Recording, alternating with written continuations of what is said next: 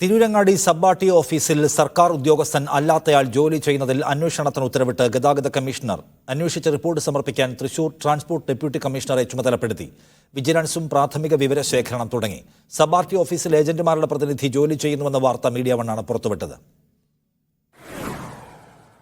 ജംഷീർ കൂടുതൽ വിവരങ്ങളുമായി. ജംഷീർ, എന്താണ് ഇക്കാര്യത്തിൽ ഇപ്പോൾ ഡിപ്പാർട്ട്മെന്റ് ചെയ്യുന്ന തുടർ നടപടികൾ?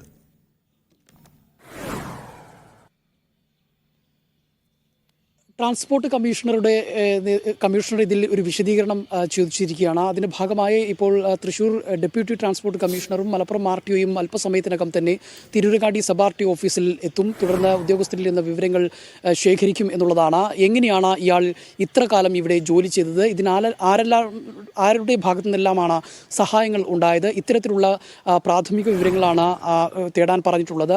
വളരെ പെട്ടെന്ന് തന്നെ ഇതിൽ പ്രാഥമിക വിവരങ്ങൾ ശേഖരിക്കാൻ പറഞ്ഞിട്ടുണ്ട്. അതോടൊപ്പം തന്നെ മലപ്പുറം വിജിലൻസും ഇതുമായി ബന്ധപ്പെട്ടുള്ള അന്വേഷണം നടത്തുന്നുണ്ട്.